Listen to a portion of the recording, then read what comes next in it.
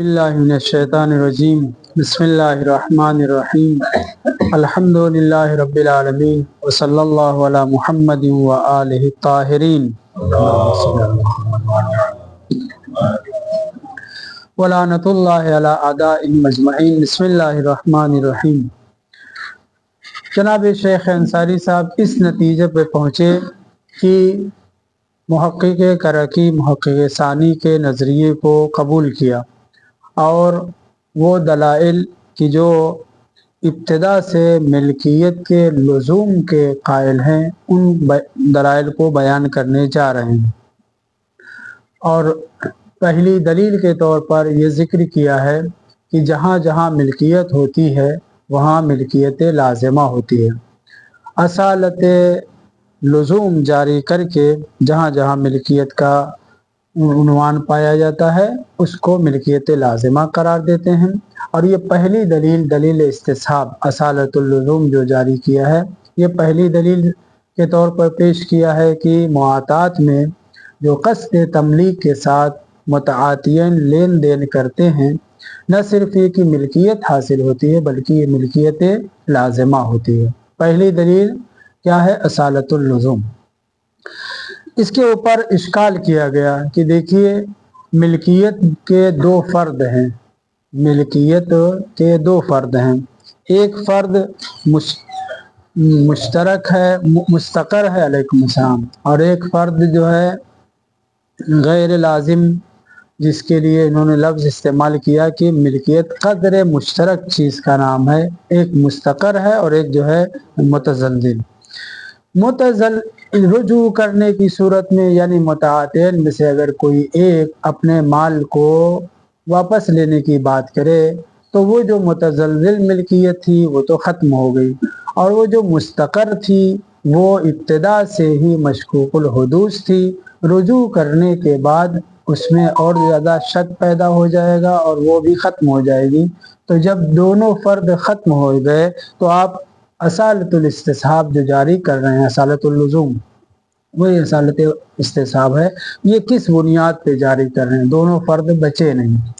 ہم نے اس کا جواب یہ دیا کہ اصل جو ملکیت ہے اس کے آپ نے جو دو فرد بنائے ہیں یہ دو فرد ہمیں قبول نہیں، اور دوسری بات یہ کہ جو اصل چیز ہے وہ ملکیت ہے، وہ ملکیت معاطات کے کرنے کے بعد آ جاتی ہے، شک ہو رہا ہے رجوع کے بعد وہ ختم ہو گئی یا ختم نہیں ہوئی۔ اصالت الاستصحاب اصالت اللزوم اصالت الاستصحاب پہ ملکیت جو مقسم جسے آپ نے قرار دیا تھا وہ موجود ہے۔ پھر اس کے بعد اس کے اوپر اور بھی باتیں ہیں، اس پہ توجہ کریں جو آج پڑھنا ہے۔ کہنے کی منشأ هذا الاختلاف اختلاف حقیقت السبب المملک لا اختلاف حقیقت الملک۔ یہاں یہ بیان کرنے جا رہے ہیں کہ آپ کے اور ہمارے درمیان جو اختلاف ہے وہ حقیقت ملک میں نہیں ہے۔ حقیقت ملک اپنی جگہ برقرار ہے۔ حقیقت ملک اسے کہتے ہیں وہ اثر جو معاطات کے بعد حاصل ہوا ہے۔ معاطات میں کیا کیا ہے؟ قصد تملیک کے ساتھ دونوں ایک دوسرے کو عطا کیا ہے، یہاں اثر اور وہی ملکیت حاصل ہو چکی ہے۔ اس ملکیت کو آپ نے مقسم قرار دیا، دو فرد قرار دیا، ایک فرد غیر لازم وہی متزلزل اور جائز، اور دوسرے فرد مستقر۔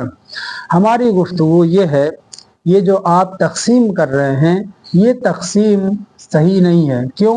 اس لیے کہ اس اختلاف کا سرچشمہ در حقیقت اختلاف کس چیز میں ہے؟ سبب میں ہے۔ مملک جو بن رہا ہے اس کے سبب میں ہے، اور جو اصل ہے مسبب وہ ہے ملکیت، وہ ہے القاء، وہ ہے رابطہ جو شے کے درمیان اور اس کے مالک کے درمیان ہوتا ہے۔ توجہ کریں، اثر اور القاء کسے کہتے ہیں؟ مملوک شے اور مالک کے درمیان جو ارتباط ہوتا ہے اسے ہم مسبب کہتے ہیں، اور اس کا سبب کیا ہے؟ وہ سبب الفاظ ہوں یا وہ عملیہ ہو جو معاطات کی شکل میں انجام دیا جا رہا ہے۔ کہنے کہ یہ جو منشأ اختلاف ہے یہ اس کا سرچشمہ مملک میں اختلاف ہے، نہ کہ وہ ملکیت، وہ حقیقت ملکیت جو جسے ہم علقہ یا رابطہ بین مملوک و مالک قرار دیتے ہیں۔ یعنی آپ جو تقسیم کر رہے ہیں کہ ملکیت کی دو فرد ہے، ملکیت متزلزل اور ملکیت مستقر، یہ مستقر اور متزلزل کس کی تقسیم ہے؟ حقیقت ملک کی ہے یا مملک کی تقسیم ہے؟ تو کہنے کہ یہ اختلاف مملک میں ہے، خود ملکیت میں کوئی تقسیم نہیں ہے، شے کا ارتباط اس کے مالک سے ہوتا ہے، مملوک شے میں اور خود مالک میں جو ارتباط اور رابطہ ہوتا ہے اسے ملکیت کہتے ہیں۔ اس ملکیت کے ایجاد کرنے کے لیے صرف معاطات کافی ہے۔ معاطات ہو گیا، معاطات کر کے لین دین جب کر دیا تو میں نے اپنا مال زید کو دیا ہے، اپنا رشتہ اس سے میں نے توڑ لیا، اس کی ملکیت بنا دیا۔ زید نے جو مجھے سمن دیا ہے، اپنا رشتہ سمن سے توڑ لیا، میری ملکیت بنا دیا۔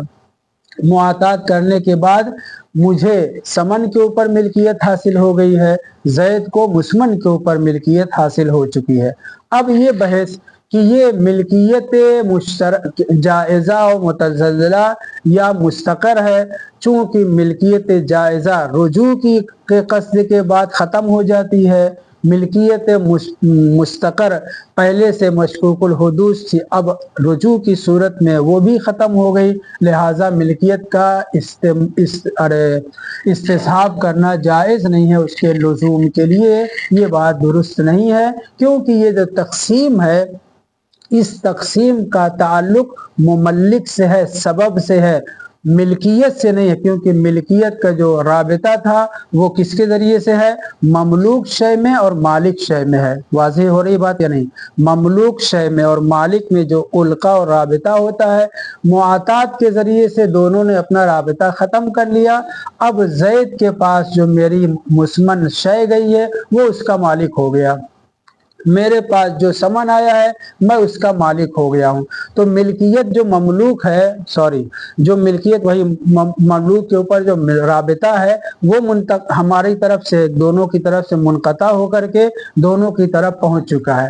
اب جو زید مسمن کا مالک ہو گیا ہے، اب میں اگر قصد رجوع کروں تو اس قصد رجوع کی بنیاد پر کیا ہم یہ کہہ سکتے ہیں کہ زید کا اس شے کے اوپر سے رابطہ ختم ہو گیا؟ نہیں، بلکہ وہ جو ملکیت تھی جو میں نے اس کو بنایا تھا، اس ملکیت کے اوپر اصل یہ ہے کہ لزوم ہو۔ پہلے کہا جا چکا ہے کہ اگر جہاں جہاں ملکیت ہے وہاں پہ کیا کریں گے؟ اصالت اللزوم جاری کریں گے۔ معاطات کرنے کے بعد، ایک دوسرے کے شے دینے کے بعد، زید کے پاس کی کتاب کے اوپر مسمن کے اوپر ملکیت آئی، میرے پاس سمن کے اوپر ملکیت آئی ہے۔ اس ملکیت کے آ جانے کے بعد ہم کہیں گے کہ اصالت اللزوم ہے ملکیت میں۔ کیوں؟ کیونکہ استصحاب اب رجوع کے قصد کی صورت میں میں مثلا یہ چاہ رہا ہوں کہ اپنی مبی کو، اپنی کتاب کو، اپنی شے کو واپس لے لوں، صحیح ہے؟ اس رجوع کے قصد کے رجوع کرنے سے آیا وہ ملکیت جو اس کو حاصل ہوئی تھی وہ ختم ہو جائے گی؟ نہیں۔ کیوں؟ کیونکہ ملکیت جو اس کے پاس آئی ہے اصالت اللزوم کے ذریعے سے ہم اس کو پابرجا مانیں گے۔ تو کہنے کہ یہ جو اختلاف ہے وہ سبب مملک میں ہے، خود ملکیت جو حاصل ہوئی ہے اس کا استصحاب کرنا جائز ہے بلکہ لازم ہے۔ کیوں؟ کیونکہ ملکیت معاطات کے ذریعے سے حاصل ہوئی، ملکیت کا حصول یقینی ہے۔ رجوع کے قصد کی صورت میں ہمیں شک ہو رہا ہے کہ زید کی ملکیت اس شے کے اوپر جو میں نے اسے دی ہے ختم ہوئی یا نہیں۔ کیا کریں گے؟ اصالت ملکیت حاصل، اصالت اللزوم کر کے اس کی ملکیت کو باقی سمجھیں گے۔ منشأ ھذا الاختلاف، یہ جو اختلاف ہے کہ ملکیت متزلزلہ ہے یا مستقرہ ہے، اس کا سرچشمہ کہاں ہے؟ اختلاف و حقیقت السبب المملک، جس شے کو، جس سبب کو آپ مملک مان رہے ہیں اس میں اختلاف ہے، ला इख्तिलाफ हकीकत मिल्क, हकीकत मिल्क में कोई इख्तिलाफ नहीं। हकीकत मिल्क क्या है? वही राबिता ममलूक और मालिक के दरमियान जो होता है, मुआतात करने के बाद जैद की किताब के ऊपर मैंने मिल्कियत मान ली और समन के ऊपर मैं मालिक बन चुका हूँ। वाज़ेह है ना? अब ये जो जैद के पास किताब गई है, उससे मैंने अपना उल्का तोड़ दिया है, उसको अता करके उसकी मिल्कियत बना दिया है। वाज़ेह है? अब मैं रुजू का कस्द कर रहा हूँ। रुजू का कस्द करने की सूरत में जैद की जो मिल्कियत उस किताब के ऊपर हासिल हुई है, क्या वो शक की बिना पर, अब शक हो रहा है कि उसकी मिल्कियत बाकी रही या नहीं, क्या करेंगे? कहेंगे कि नहीं, मिल्कियत उसकी थी, असालतुल लुज़ुम, उसी की मिल्कियत बाकी रहेगी। तो करें कि फिर ये रुजू और अदम रुजू का जो हुक्म, इसका फायदा क्या है? तवज्जो कर रहे हैं? रुजू और अदम रुजू का जो हुक्म है, इसका फायदा क्या, ये कहाँ जाएगा? तो हम इसकी बात ये कहेंगे, फजवाज़ रुजू व अदमहु, यानी अदम जवाज़ रुजू मिनल अहकाम शरइय्यत लिस्सबब ला मिन खुसूसियतिल माखूज़त फिल मुसब्बब। ये जो जवाज़ रुजू और अदम रुजू की बात है कि अगर मुआतात हो गया है और हम उसके इब्तिदा से लुजूम के कायल हैं, तो रुजू का हक नहीं है। वाज़ेह है? मामले के तोड़ने का, फस्क करने का हक नहीं है। तो करें कि ये शारे की तरफ से अगर हम ये कहते हैं कि यहाँ पे रुजू और अदम रुजू का इसका मसला, इसका सर चश्मा क्या है, तो इसका जवाब ये है कि शारे ने रुजू और अदम रुजू को का हुक्म दिया है, वो जो उल्का, वो जो राबिता मिल्कियत के ऊपर है, उस मुसब्बब में कोई उसकी दखालत नहीं है। इसकी मिसाल बिल्कुल ऐसे ही है। हालांकि मिसाल देने से पहले ये सुने कि रुजू का वहाँ पे इजाज़त होती है जहाँ मिल्कियत पुख्ता और पायदार ना हुई हो, लाजिम ना हुई हो।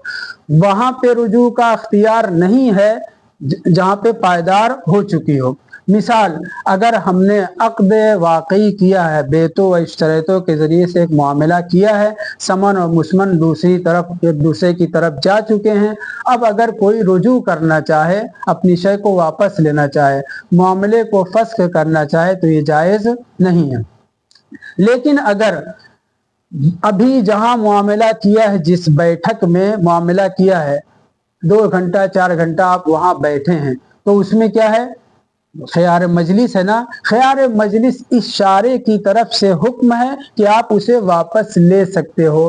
क्यों? क्योंकि जब तक उस मजलिस में बैठे हुए हो, वो जो मिल्कियत एक दूसरे को दे करके बनाई है, वो कमज़ोर है।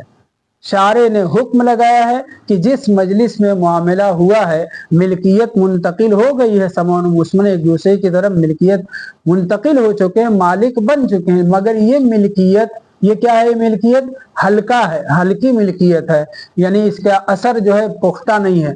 जब उस मजलिस से उठ जाएंगे, तब वो मिल्कियत क्या हो जाएगी? सबब उसका पुख्ता हो जाएगा।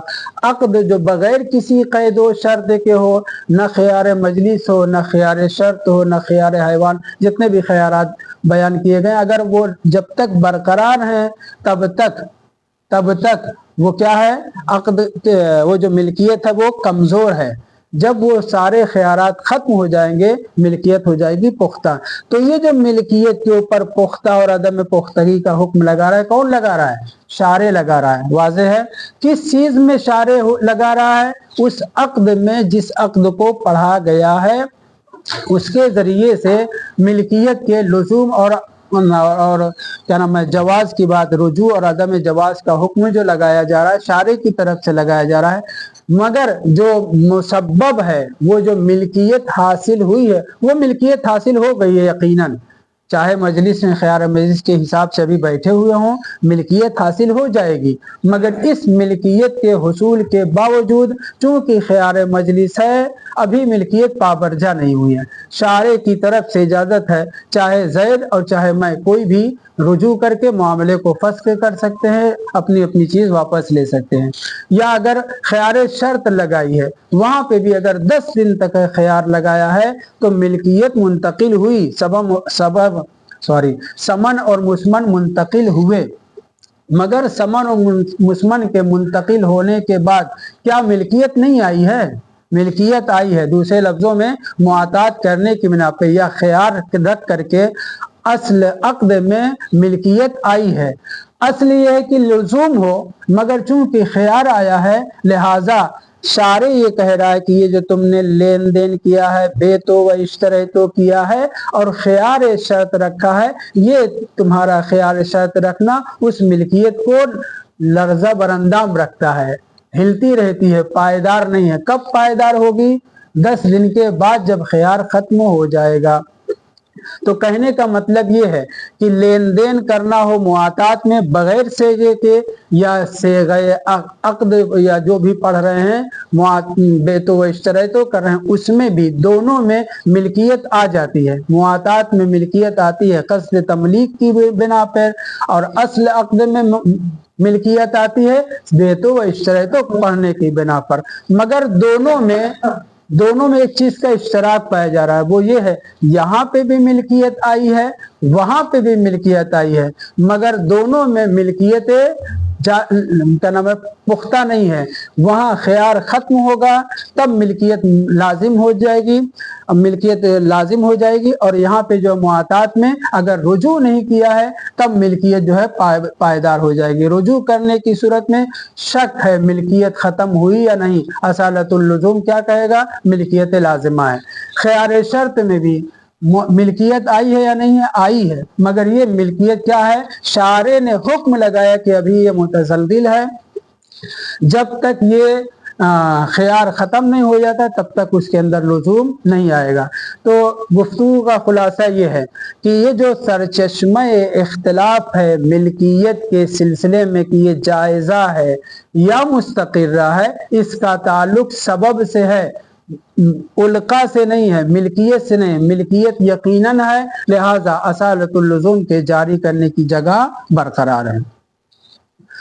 वफ़जवाज़ुर रुजू व अदम जवाज़ रुजू मिनल अहकाम शरइयत लिस्सबब, ये जो शारे ने जवाज़ का हुक्म लगाया है, अगर रुजू करना चाहे या रुजू नहीं कर सकता, बाज़ जगह पे रुजू कर सकता है, बाज़ जगह पे रुजू नहीं कर सकता, ये शारे ने इसको रब्त दिया है किससे? सबब से। ला मिन खुसूसियातिल माखूज़त फिल मुसब्बब, वो मुसब्बब वो जो मिल्कियत है, वो जो उल्का है, वो जो राबिता है ममलूक और मालिक के दरमियान, उसकी खुसूसियत नहीं करार दी है कि अगर तवज्जो करें, अगर जवाज़ व अदम जवाज़ का ताल्लुक हो मिल्कियत से होता तब आप कह सकते थे कि रुजू करने की सूरत में मिल्कियत ख़त्म हो जाएगी। वाज़ेह है, रुजू करने की सूरत में मिल्कियत ख़त्म हो जाएगी, लिहाजा आप इस्तिसाब नहीं कर सकते, असालतुल लुज़ूम जारी नहीं कर सकते। हम ये कह रहे कि नहीं, वो जो सबब है, वो जो राबिता है, मुआतात के ज़रिए से लेन देन करने के बाद जो मिल्कियत हासिल हुई है, उस मिल्कियत में शारे की कोई दखालत नहीं है। बस इतनी दखालत है कि अगर ख्यार मजलिस है तो जवाज़ का हक़ है रुजू करने का, ख्यार शर्त है तो जब तक शर्त है तब तक, यानी शर्त के जब दिन बाकी है उस वक्त तक रुजू करने का हक़ है। मिल्कियत के खात्मे की बात नहीं है। जब चूंकि मिल्कियत है और मुआतात में ऐसा कुछ नहीं है तो हम क्या करेंगे? असालतुल लुज़ूम जारी करके उस मिल्कियत को पुख्ता पाबरजा मानेंगे। वाज़ेह है यहाँ तक? तो कहने की बस ये जवाज़ का हुक्म जो शारे ने लगाया है या अदम जवाज़ की जो बात है वो सिर्फ उसका ताल्लुक किससे है? सबब से है, मुसब्बब से नहीं। मुसब्बब की खुसूसियात में रुजू और अदम रुजू की बात नहीं कही जा रही है, लिहाजा असालतुल लुज़ूम का महल जो है बाकी है। वयदुल्लु अलैहि मा अन्नहु यक्फी फिल इस्तिसाब अश्शक्कु फी अन्नल लुज़ूमा मिन खुसूसियातिल मिल्क और मिन खुसूसियतिल सबबिल मुमल्लिक। एक तरफ से और एक बात और हम कहने जाएं, फर्ज कर लेते हैं कि हमें शक हो रहा है खुद मुसब्बब में, यानी क्या, वो जो मिल्कियत हासिल हुई है मुआतात करके, उसमें हम फर्ज कर लेते हैं कि वहां पे शक हो जाए, फिर भी हम इस्तिसाब जारी कर सकते हैं। यानी ये जो तकसीम आप कर रहे हैं कि जायज़ है या मुतज़ल्ज़िल है मिल्कियत, इस तकसीम के मौरिद क्या है? वही मिल्कियत है। हम फर्ज कर लेते हैं कि ये जो शक हमको हासिल हो रहा है ये लुज़ूम सबब में है या मुसब्बब में है, तब भी हम कहेंगे कि इस्तिसाब जारी किया जा सकता है, क्योंकि जो असल उल्का है اصل جو رابطہ ہے سمن و مسمن میں معاطات کے ذریعے سے وہ حاصل ہو چکا ہے۔ ما انہ یکفی فی الاستصحاب، استصحاب کرنے کے لیے کافی ہے۔ کیا کافی ہے؟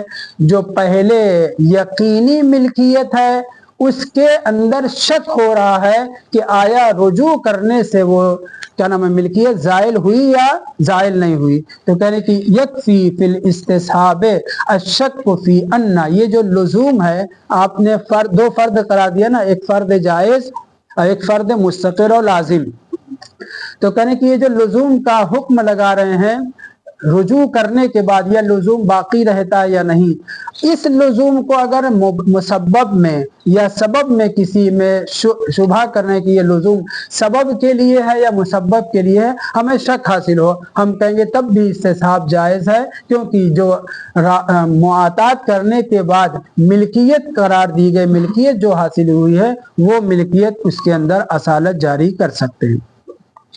یکفی فی الاستصحاب الشک فی ان اللزوم، یہ جو لزوم ہے من خصوصیات الملک او من لوازم یا خصوصیات السبب المملک، ہم نے تو ابھی یہی کہا کہ شارع نے جو رجوع اور عدم رجوع کی بنیاد پر رجوع اور عدم رجوع کی بات کہی ہے اس کا تعلق سبب سے ہے، لیکن فرض کر لیتے ہیں کہ شک ہو کہ یہ جو لزوم ہے آیا سبب کی فرد ہے یا مسبب کی ہے، تب بھی چونکہ ملکیت معاطات کے ذریعے سے حاصل ہو چکی ہے وہی استصحاب کرنے کے لیے کافی ہے۔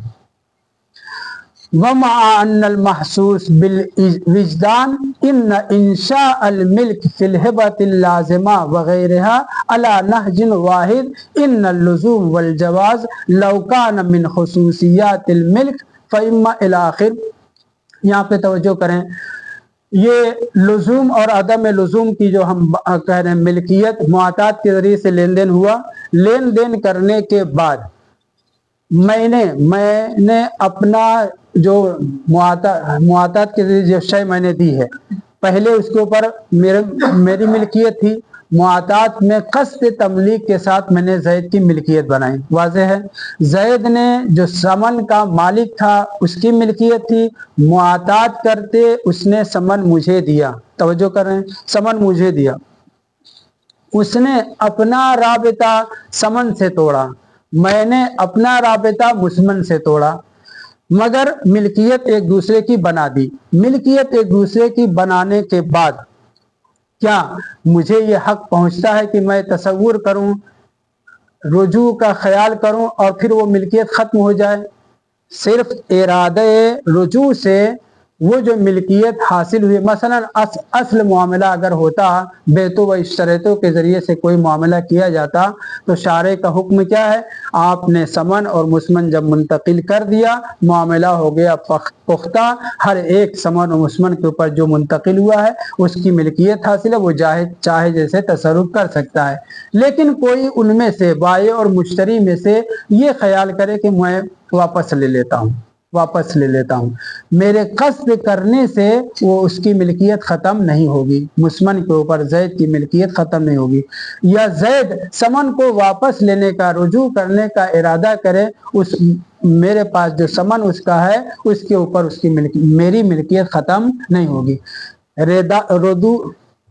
رجوع کے ارادہ کرنے سے جس طرح سے بیع اصلی میں ملکیت ختم نہیں ہوتی، اسی طریقے سے معاطات میں لین دین کرنے کے بعد ملکیت حاصل ہو جاتی ہے۔ ملکیت کے حصول کے بعد، ملکیت کے حاصل ہو جانے کے بعد قصد رجوع کی بنیاد پر، صرف رجوع کی نیت کے کرنے کے بعد اس کی ملکیت ایک دوسرے کی ختم نہیں ہوتی۔ جو چیز بالوجدان محسوس ہے وہ یہ ہے انشاء الملک فی الہبۃ اللازمہ، یہ بھی وضاحت کی ضرورت ہے۔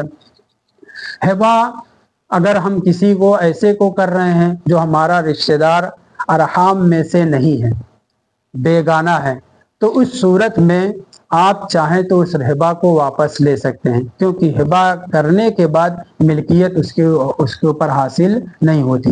لیکن اگر وہ ہبہ آپ نے کسی رشتہ دار کو ارحام کو کیا ہے تو وہ ہبہ کیا ہے؟ لزوم آور ہو جاتا ہے، اس کی طرف اس میں جو ہے رجوع کی نیت سے اس کی ملکیت ختم نہیں ہوتی۔ تو کہہ رہے کہ جس طریقے سے ہبا میں یہ کہا گیا ہے کہ جیسے ہی آپ نے ہبا کیا صاحب ارحم کو، رشتے دار کو، اس کے اوپر ملکیت کیا ہو جائے گی؟ لازمہ ہو جائے گی۔ میرے رجوع کرنے سے وہ ملکیت ختم نہیں ہوتی۔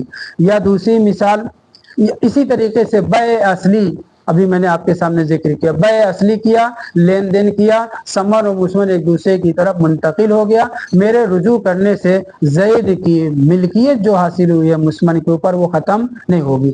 کہنے علی نسق واحد، ایک ہی صورت اس میں ہے، بیع اصلی میں قصد رجوع کرنے سے ملکیت زید کی زائل نہیں ہوتی۔ ہبہ جو لازمہ ہے، کون سا ہبہ لازمہ؟ جو آپ نے رشتہ دار کو دیا ہے، اب آپ کے قصد رجوع کرنے سے اس کی ملکیت اس کے اوپر زائل نہیں ہوتی۔ ایسے ہی معاطات میں اگر آپ قصد رجوع کریں تو جو ملکیت حاصل ہوئی ہے اصالت اللزوم کے ذریعے سے ہم اس کو پختہ مانیں گے، اس کے آپ کے رجوع کرنے سے اس کے اوپر فرق نہیں پڑتا۔ اور یہ جو لزوم و عدم لزوم کی بات ہے،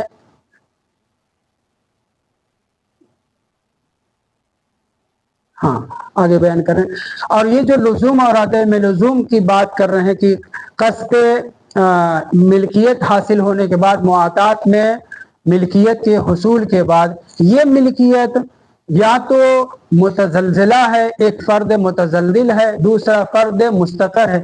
اس فرد مستقر اور متزلزل کو کس نے قرار دیا ہے؟ مالک نے۔ مالک نے تو جب دیا تھا تو ملکیت اپنی ختم کر دی تھی۔ یا اس خصوصیت کا قائل شارع ہے، شارع اگر کرے تو قصد جو متعاطیین نے کیا ہے اس قصد کے خلاف شارع جو ہے حکم نہیں لگا سکتا۔ عبارت تھوڑا سا بھاری بھاری ہے لیکن مفہوم جو ہے واضح ہے، توجہ کریں۔ معنی المحسوس بالوجدان ان انشاء الملک فی الہبۃ اللازمہ، ہبہ لازمہ ذہن میں رہے کہ جو آپ نے رشتہ دار کو ہبہ کیا ہے اس میں جو ملک حاصل ہوئی ہے، یہ جو انشاء ملک ہوئی ہے، وغیرہا ہبہ لازمہ کے علاوہ ہو، ہبہ جائزہ علی نسق واحد، ایک جیسا ہے، وہ کس چیز میں کہ دونوں کو ملکیت حاصل ہوگی، بس فرق یہ ہے کہ ہبہ لازمہ میں آپ اپنے قصد رجوع کرنے سے اس کو واپس نہیں لے سکتے۔ ان اللزوم والجواز، یہ جو لزوم اور جواز کی بات کہی جا رہی ہے یہ شارع کی طرف سے ہے یا جس نے معاطات، جن لوگوں نے معاطات کیا اس کی طرف سے؟ کہنے کہ ان اللزوم والجواز لو کان من خصوصیات الملک، اگر یہ ملک کی آپ خصوصیات بنا رہے ہیں جواز رجوع اور عدم لزوم اور جواز کو، فإما أن يكون تخصيص القدر المشترك بإحدى الخصوصيتين بجعل المالک او بحکم الشارع، یہ جو آپ نے کہا کہ جواز و لزوم قدر مشترک ملکیت ہے، اس ملکیت کے قدر مشترک کے دو فرد آپ نے قرار دیا، ایک مستقر اور ایک جائز۔ یہ جو جائز اور مشترک قرار دے رہے ہیں یہ جعل شارع سے ہے یا جعل مالک سے ہے۔ مالک اس کو یعنی جو لین دین کر رہے ہیں ان میں سے کوئی ایک اس کو اس جواز و عدم جواز کی بات خصوصیت قرار دے رہا ہے یا اس خصوصیت کا قائل جو ہے شارع ہے۔ کہنے کہ فَإِنْ كَانَ الْأَوَّلُ، یعنی اگر مالک لین دین کرنے کے بعد ہم یہ کہیں کہ ملکیت جو حاصل ہوئی ہے اس ملکیت کے قصد، میں تھوڑا سا وضاحت کرنے میں تکلیف ہو رہی، توجہ کریں، یہ جو لین دین کیا ملکیت حاصل ہوئی ہے قدر مشترک، قدر مشترک کیا ہے؟ ملکیت کا حصول، اس کے دو فرد قرار دیں۔ یہ جو دو فرد قرار دے رہے ہیں جائز اور مستقر، اس کا جائل کون ہے؟ مالک نہیں ہو سکتے، مالکین نہیں ہو سکتے، مالکین یعنی معاطات کرنے والے، مالکین نہیں ہو سکتے، شارع ہے۔ شارع ہے تو کس چیز کو اس نے، کس شے کو دو فرد قرار دیا ہے؟ مسبب کو یا سبب کو؟ مسبب کو نہیں قرار دے سکتا کیونکہ مسبب میں مالکین نے قصد تملیک کیا ہے اور شارع اس کو فرد مستقر یا متزلزل نہیں کر سکتا۔ فَإِنْ كَانَ الْأَوَّلُ، اگر یہ ملکیت کی خصوصیت میں لزوم اور جواز کس کی طرف سے ہے؟ مالک کی طرف سے ہے۔ کان اللازم التفصیل بین اقسام التملیک المختلفۃ بحسب قصد الرجوع، بحسب قصد عدم رجوع اور عدم قصد الرجوع۔ تو پھر مالکین جب معاطات کر رہے تھے تو ان کو یہ چاہیے تھا کہ اس تملیک کے سلسلے میں وضاحت کرتے کہ میں جو تمہیں دے رہا ہوں مجھے رجوع کرنے کا حق ہوگا یا نہیں ہوگا، یا اصلا قصد ہی نہ کریں۔ توجہ کریں، معاطات میں لین دین کرتے وقت جب میں کتاب کو زید کو دے رہا ہوں اور وہ مجھے سمن دے رہا ہے، یہاں پہ ملکیت حاصل ہو رہی ہے۔ اگر ہم اس بات کے قائل ہو جائیں کہ یہ لزوم اور جواز کا تعلق کس سے ہے؟ مالک سے ہے، تو پھر مالک کو پہلے ہی لین دین کرتے وقت اس کی وضاحت کرنا چاہیے کہ کون سی قسم کی تملیک میں تمہیں کر رہا ہوں۔ فَإِنْ كَانَ الْأَوَّلُ، اگر یہ جواز اور لزوم ملکیت میں مالک کے جعل کی طرف سے ہو، متعاطین کی طرف سے ہو، کان اللازم التفصیل، لازم یہ تھا کہ معاطات کرتے وقت اس کی تفصیل دیتے بین اقسام التملیک المختلفہ، کیونکہ تملیک جو کی جاتی ہے اس کی ملکیت کی مختلف نوعیت ہوتی ہے، بہت سی قسمیں ہوتی ہیں۔ وہ بھی قسمیں کیسے؟ بحسب قصد الرجوع، آیا یہ رجوع کا ارادہ رکھتا ہے یا نہیں، معاطات کرتے وقت اس کا اعلان کرنا چاہیے تھا۔ وعدم قصد ہی، یا قصد رجوع نہیں رکھتا ہے، اس کو بیان کرنا چاہیے تھا۔ اور عدم قصد ہی اصلا اس کا کوئی اس طرح کا کوئی قصد نہیں تھا تو وہ بھی بیان کرنا چاہیے تھا۔ اور یہ تینوں صورتیں معاطات کرنے کے وقت فرض کرنا بدیہی البطلان ہے، یہ ممکن نہیں ہے۔ لہذا لزوم اور جواز کا سوال ہی پیدا نہیں ہوتا، کس کی طرف سے؟ مالکین کی طرف سے، متعاطی کرنے والوں کی طرف سے۔ ایک مرتبہ دوبارہ سنیں، یعنی کہ قدر مشترک جو ملکیت کے اندر دو فرد تصور کیے جا رہے ہیں، اس دو فرد یعنی لزوم اور جواز کا تعلق مالک سے ہے یا شارع سے؟ ہم یہ کہہ رہے ہیں کہ شارع کی طرف سے، مگر وہ بھی درست نہیں ہے۔ مالک کی طرف سے ہو تو مالک کی طرف سے معاطات کرتے وقت ملکیت تو دیتے ہی حاصل ہو جائے گی، اگر اس کی نیت میں رجوع یا عدم رجوع یا اصلا قصد رجوع کا کوئی سوال نہ ہو تو اس کی وضاحت کی ضرورت ہے۔ چونکہ یہ تینوں صورتیں بدیہی البطلان ہیں، لہٰذا ہم یہ کہیں گے کہ یہ جو قدر مشترک میں لزوم اور عدم لزوم کی بات ہے یہ مالک کی طرف سے نہیں ہو سکتی۔ اذ لا تاثیر لقصد المالک فی الرجوع وعدمہ، کیونکہ معاطات کرنے کے بعد، لین دین کرنے کے بعد مالک کا رجوع کرنے کی نیت کرنا یا عدم رجوع کی نیت کرنا، اس کا کوئی اثر ظاہر نہیں ہوتا، کیونکہ لین دین کرنے کے بعد، ایک دوسرے کو عطا کرنے کے بعد آپ جس وقت دے رہے تھے ملکیت بنانے کے لیے دے رہے تھے، اور وہ جو مجھے سمن دے رہا تھا سمن کے اوپر میری ملکیت بنانے کے لیے دے رہا تھا، لہٰذا اب لین دین ہونے کے بعد اصل جو مسبب ہے وہ ملکیت حاصل ہو چکی ہے، میرے رجوع اور عدم رجوع کے قصد سے اس کے اوپر کوئی اثر نہیں پڑتا۔ وَإِنْ كَانَتْ ثَانِی، اور اگر یہ لزوم اور عدم لزوم کی بات جو قدر مشترک سمن میں آ رہی ہے یہ شارع کی طرف سے ہو، اگر یہ لزوم اور عدم لزوم کی تقسیم جو آپ کر رہے ہیں